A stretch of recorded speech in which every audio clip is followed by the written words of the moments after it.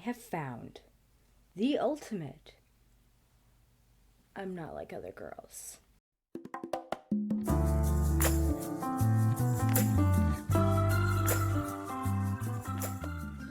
What is up, my dearest and darlingest party people? Welcome back to my channel. I'm Jamila. This is Jamila Be Readin', because I do be reading. And today, we're doing a little book review. A little rant book review. One afternoon, I was browsing the daily deals section of my Kindle, perusing, trying to get a good deal, trying to see what's popping on there. And I discover this book called The Frame Up. It had a cute little photo. Okay, the book cover was cute. The synopsis sounded interesting. It was like 99 cents. I was like, whatever. Let me just buy this and start reading it right now because, I'm feeling it. And so, I spend my hard-earned 99 cents on this book, and never have I regretted something so deeply. That's not true, but man, did I regret spending this 99 cents on this book. Truly regretful. I do want to do a little bit of a disclaimer before I hop into the synopsis of this book and my thoughts. People are out here trying to write books, okay? They're doing their thing. They're trying to get in their bag, and I'm not trying to hate on that or this author, especially because I think it might be indie published and I really don't want to, just come out here swinging. So everything I'm doing here is generally in good fun. I had a lot of frustrations with this book, and I just wanted to talk about them. There is some problematic things too that I wanted to point out, and I'm not gonna shy away from calling out problematic things. So I will link the book down below if you want to go check it out yourself. This is very clearly doing well with the intended audience because it has really good reviews on Goodreads, and so does the second book in this series.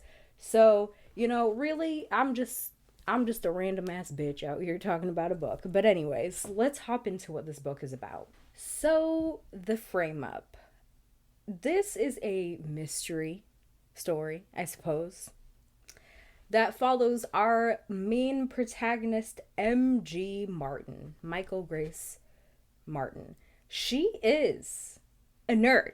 She's a geek, okay? And that becomes so abundantly clear because that is her whole personality. MG, and I'm sorry if I accidentally say MJ at all during this video because I don't know if this was supposed to be kind of related to Spider-Man, like maybe the author was like, haha, MJ, I don't know. But if I accidentally refer to MG as MJ, just let it go. Just let it go. MG works at a comic book company called Genius Comics. She writes comics for them. She is a woman in comics. She's a woman in geek culture. She is, presumably in her early 30s, maybe late 20s. And there is this string of vigilante justice going about in LA, and that's where it takes place. The vigilante justice is trying to take down like this sort of narcotics ring or something like that. They are mimicking a well-known comic book character called the Hooded Falcon in this world by Genius Comics, which doesn't exist in real life. And so one day at a coffee shop, MG is in line to get her coffee. She's stuck behind this dude who's reading the newspaper, blah, blah, blah. She makes a comment about it saying like, oh, this is obviously related to this comic book character. And then it turns out that dude was an officer, Officer Mateo Kildare. He's in charge of that case. He ends up recruiting her to consult on this case because obviously she is such a Hooded Falcon genius. She knows everything about this character, yada yada.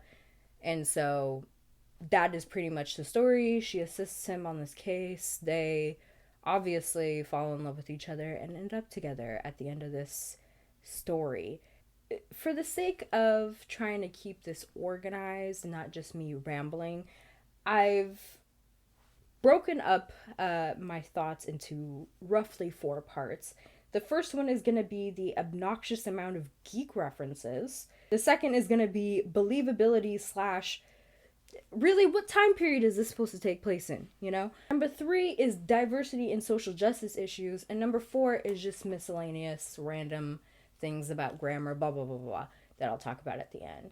So let's jump into the obnoxious amount of geek culture references. So there is a ridiculous amount of geek just references littered throughout this book. And you know, it's just like the author is trying to make it like just, this is a girl who is a geek.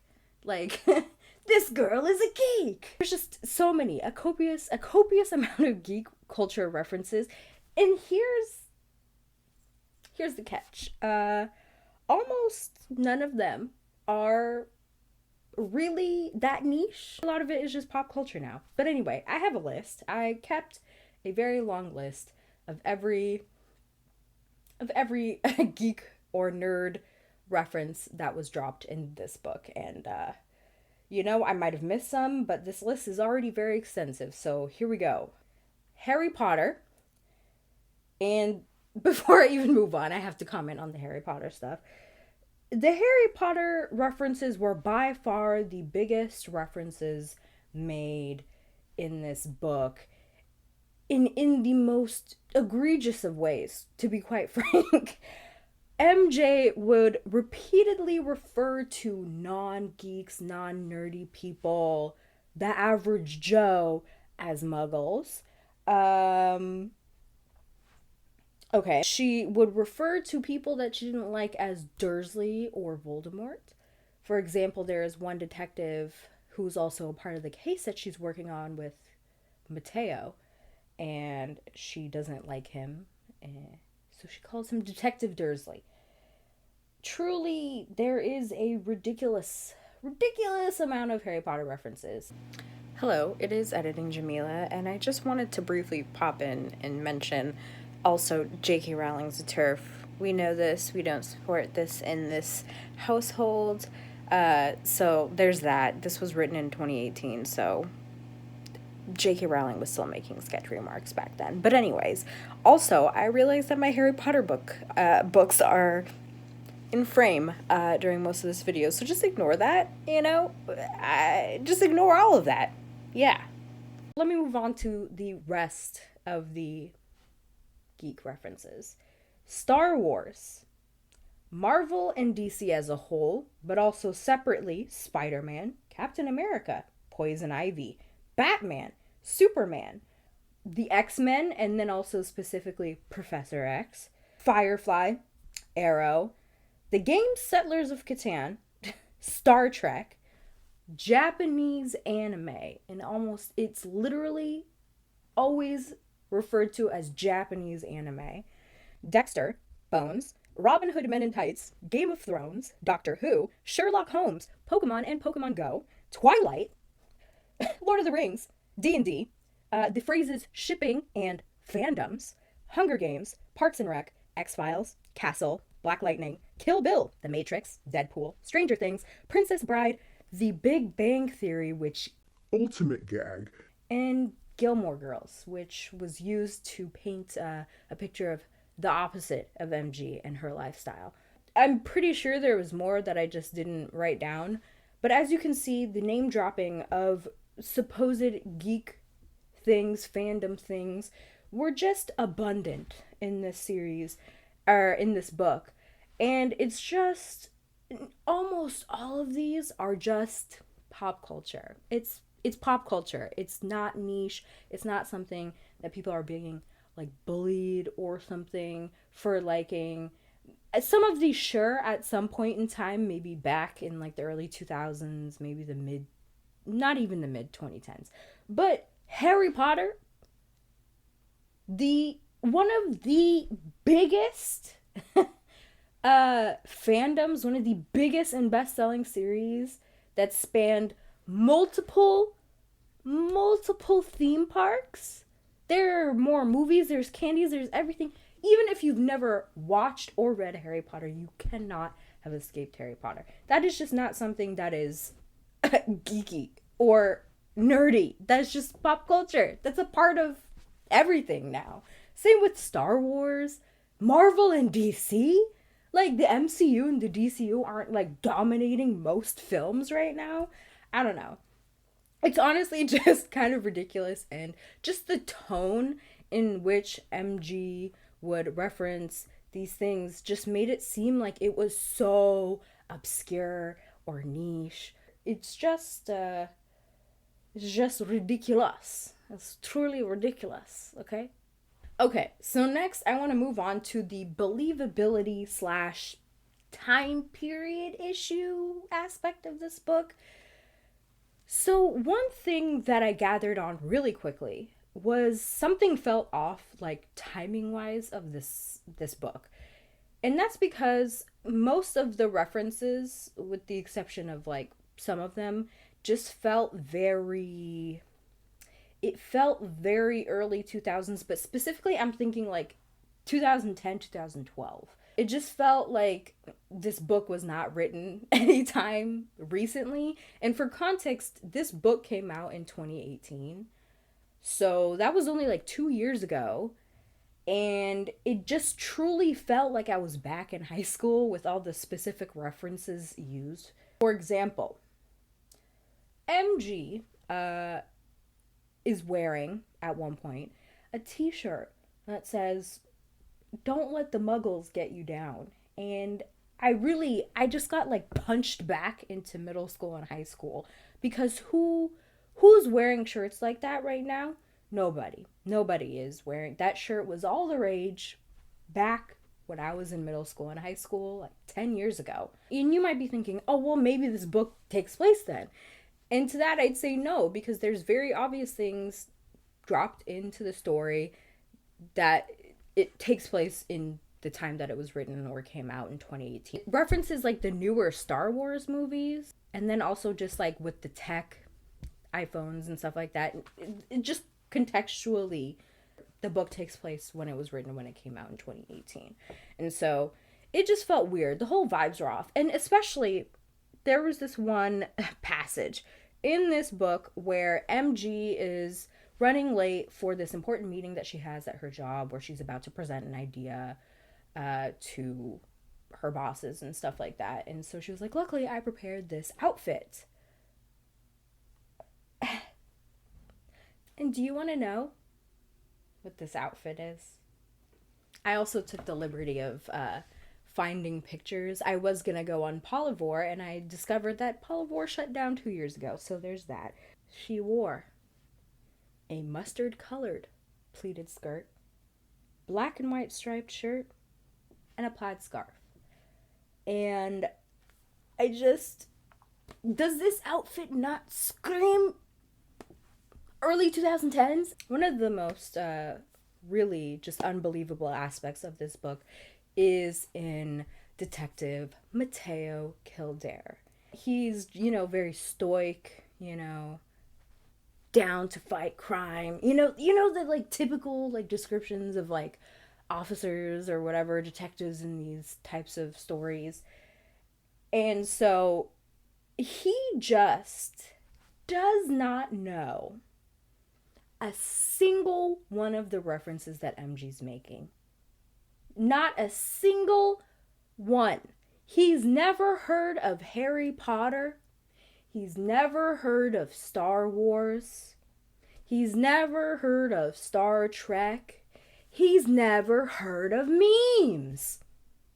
This man cannot be older than the late 30s, making him a millennial, in which case almost all of these references were not only just happening during when he was growing up, were extremely popular. It's one thing if it was like something really obscure, like I would understand maybe if he wasn't like super familiar with like anime or something, but Star Wars? Game of Thrones? I don't understand. I don't understand. I don't understand. I don't understand. Understand. I don't understand, bitch. And the absolute worst part of all of this is the meme thing that I mentioned. I have to redo this passage. Is that another one of those jokes I don't get? Like a Japanese cartoon thing or an online mema, and he's trying to say meme, but he pronounces it mema because apparently he just never he doesn't know how to pronounce the word meme. He's never heard of memes. What? Excuse me? It doesn't make any sense. The only explanation I have for Mateo, Detective Kildare, is that he just emerged out of a rock or something. He was born as a full adult in 2018. That's the only explanation. Because how? How? So, the believability aspect, the fact that this feels like it takes place in 2010, the early 2010s, maybe even earlier, the fact that Kildare does not know a single thing about anything, I just. Let's talk about something a little bit more serious, the diversity and social change aspects of this book. So, one thing that I noticed, and maybe I'm just misinterpreting this, but this is something that I noticed. It felt like the author was just trying to fill like a diversity quota. I'm just gonna say it. It felt like random, diverse characters were just dropped in for the sake of saying that there's diversity in this story because first of all, there's not that many like POC characters, and the ones that are in here are only that, like they are a stereotype of themselves, or they don't really have a personality, or their only identifying factor is their marginalized self, I suppose. One example of this is Lawrence. This is MG's best friend, and he does become a bigger part of the story later on. But he is a black gay man who does drag, and he's really big in the drag scene in LA. And that is pretty much all we know of him. I mean, we do get a little bit of backstory and how it relates to like parts of the story later on. But for the most part, his biggest identifying factor is that he's a black gay man that does drag. The way that he talks, I feel like, is very stereotypical, like how people would think a black gay man sounds. It's very stereotypical. He's always going, "Yes, girl, you're a queen, blah, blah, blah." And even when he's talking about serious things, that's literally the only way that he talks, which, I mean, yeah, obviously there are people who talk like that, and there's nothing wrong with that, but just in the context of this story, and given some of the other characters are very just, the other POC and marginalized characters are very one dimensional. Another thing, there's another character, her name is Leilani. She is an unidentified Pacific Islander character. She comes in, I think, to do marketing or something at Genius Comics, and MG instantly doesn't like her, which I'll get into that a little bit later. But she really doesn't have a personality either. She's only referred to as someone who's very put together, which, I mean, that's fine. And yeah, referred to as a Pacific Islander princess because she's so pretty. So there's that. And then there's Kildare himself, who, up until about the halfway point when it was revealed that he was mixed race, I assumed he was white just by the descriptions that were given to us in the book. He is half Mexican. Yeah, and that plays nothing into his character. Again, he literally doesn't have a personality. And it's not like any of these characters, especially Kildare, like him being mixed or half Mexican doesn't have to play into the story. But when you're a part of a marginalized group, or you have like, outside of American culture in your background, like that usually plays into who you are as a person. On top of that, there's this whole feminism thing that's running throughout this book. And by feminism thing, I want to say kind of like a fake feminism thing. So obviously, one of the biggest things about MG is that she's a woman, and she's very into geek culture and comic books, and she's one of the only women that works as a writer at Genius Comics. And I feel like that could have been like a really good story Uh, but it's not. That's really not even a big part of MG's like character development or like side story growth. It's just constantly referenced. She's constantly making these references about how people never assume that she like knows anything about comics, or like the typical things that women can face in geek culture. So it's name dropped a lot, it's talked about a lot, but it doesn't have any substance. Nothing ever actually gets addressed. And on top of that, MG is an ass. Like, she is such a complete ass to other women. She literally doesn't have any women friends, like, at all. There's this one point where she kind of bonds with this other, like, geek girl, and it's like, wow, maybe it does me good to have, like, a woman as a friend or something like that. And I'm like, bro, can you get it together with your I'm not like other girls situation? Like, she's constantly going on and on and on about how she's a geek and how she's a woman and how she has to blah blah blah blah blah. But nothing really comes of this in the end, and not to mention she shames like every other woman that's not like her. She constantly references how she doesn't want like a traditional life, to get married and I don't know, have a white picket fence and 2.5 kids like her mother did. She's constantly referencing her mother and how her mother was the antithesis of her. And I mean, first of all, there's nothing wrong if people want to be like a stay-at-home mother and want to have like a more traditional lifestyle, but it's also fine if that's not for you. But she's constantly shaming other women and making it seem like she's the only good woman, like literally the ultimate I'm not like other girls situation. And she's constantly making it seem like this there's no like spectrum of womanhood or even just personhood, as if, oh, either I am, this geek girl who's doing non-traditional things, or you're a stay-at-home mother, as if those are the only two options that are available to people. I don't know. It's very whack. And on top of like what I mentioned with Leilani, when she first meets her, she's completely put off because she's like a very gorgeous girl who's very put together and all of that stuff. And I'm just like, why are you offended by this? Like, why are you like so like put off? I don't know. It was very annoying. She was 2 seconds away from pulling an Ebony, Dementia, Raven Way. I don't even know if I got all of those names in there, but from My Immortal, like saying she doesn't like preps constantly, that was the vibes I was getting. And honestly, now that I'm thinking about it, what if this author actually wrote My Immortal? Wait a second.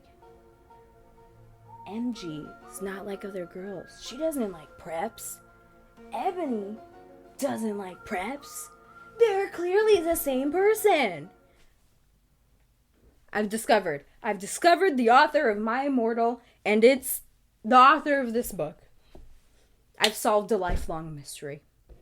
That's a wrap. That's the end of my career. Thank you, and thank you for watching. I'm kidding. Unless. And to continue on, there's just other little things with, diversity or a lack thereof, like good representation. There's just little phrases that are peppered throughout this book that is just, So referring to someone as a fat man in a costume running around, gross. Referencing powwows and also spirit animals, which in the context of the spirit animal conversation, they were talking about patronuses, and people were like, who's your patronus? Or like, what would be your patronus? You're already talking about patronuses. Why are you now using the word spirit animal? Why? You don't have to. Don't say powwow. Don't say these things. And just like also phrases too. Like there is a friend of Lawrence who also does drags who tells MG that her costumes are on fleek, which kind of incorrect way of using that term. And also, again, what year is it? What year is it? And the last thing I wanted to talk about in this kind of general like diversity social change thing is like the whole actual social change aspect. So The creator of Genius Comics, the creator of the Hooded Falcon character, Casey Sr., his son Casey Jr. is now head of Genius Comics, but Casey Sr. is dead. But he wanted comics to change the world, which I don't know what a comic book is going to do to, like, change the world. But I will say, obviously, like, representation is a big thing. Seeing, a black superhero or a female superhero or what have you, like, obviously that's inspiring and, like, can really personally affect, especially like a young kid, being able to see themselves represented as a hero. But that's not even what's going on here. So the Casey Sr. just kept writing these stories about this vigilante who is stopping bad guys from, I don't know, completely unnamed drug trafficking bad guys, whatever. I don't know how that's going to change the world. But then the worst part is that he took it too far. He wanted to be the Hooded Falcon himself. So Lawrence, who knew Casey Sr. and lived at the house with him when he was a kid, he was houseless and needed support, so Casey Sr. took him in, but then dragged him along to go search for these drug pins or whatever to use as a storyline, but dragged this kid, this vulnerable kid, along with him to presumably catch these bad guys himself, which just is so annoying. It just didn't make any sense to me. And, there's a random little innocuous thing that happens is that someone refers to a charity auction as political, which I don't understand how that is the case, but I digress. But now I'm getting a little bit heated, so let's just move on to the miscellaneous section of this of this review. Nothing actually made sense. Nothing was really cohesive. Nothing was actually driving the plot forward. It was just a lot of random scenes put together. We don't actually even get to know who the Hooded Falcon was, or the mock Hooded Falcon.